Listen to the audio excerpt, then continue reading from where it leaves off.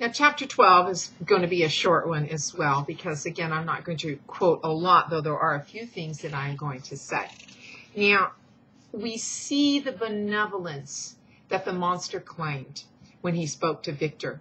And also keep in mind, now you're getting the monster telling Victor and Victor telling Walton. Don't forget that. And also, I want to ask, is Walton a reliable narrator? Can we trust everything Walton says? He's writing page after page after page of what Victor has told him and then what the monster has told Victor. So keep that in mind as you read back to chapter 12. We see the benevolence that the monster claims. He helps the cottagers, and we learn their names. They're Felix and Agatha, and then Father. And by watching them, and listening to them, the creature begins to learn to speak as well. And he begins to get wood for them. He gathers food for them. And he is quite clearly exhibiting his benevolence and his understanding of love and empathy. Empathy is what gives us a conscience. We do not like to inflict pain on others because we don't like to inflict pain on have pain inflicted on us. And sociopaths are often said not to have that ability to empathize. This creature is not a sociopath. He understands joy and he understands sadness, and he seeks to help the cottagers. He doesn't want them to be sad. He doesn't want them to go hungry. He sees them as his family, actually.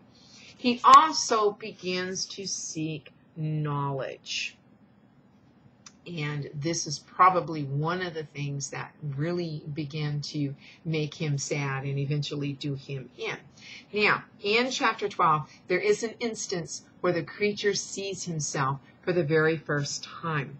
And he says, I had admired the perfect forms of my cottagers, their grace, beauty, and delicate complexions. But how was I terrified when I viewed myself in a transparent pool. At first I started back, unable to believe that it was indeed I who was reflected in the mirror.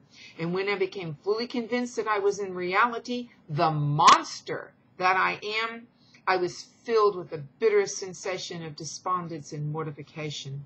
Alas, I did not yet entirely know the fatal effects of this miserable deformity. He terms himself a monster, and he is calling himself a monster just from his appearance. And remember, I asked you before, can we term a creature, a being, a monster just because of the way it looks?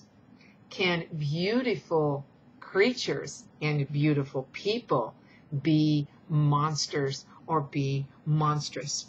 Now, again, this is not germane to our discussion, but this scene where he sees himself in a pool is straight from Paradise Lost, when Eve sees herself in a pool, but her response is completely different to the monster. She looks at herself and she goes, whoa, that's one hot chick. Look at that. Look how pretty I am. But nevertheless, the monster does share a lot in common with Eve and is almost her alter ego, but it's also the alter ego of Satan and also the alter ego of Victor. And if we were, doing a class specifically on Frankenstein, the novel, we would go into all of that, but I'm only mentioning it. Then he develops a plan. And the plan is he's going to win over the love and the favor of these people. And we know that he is going to do it because he's going to approach the father who is blind. Man, what a cool thing. What an opportunity.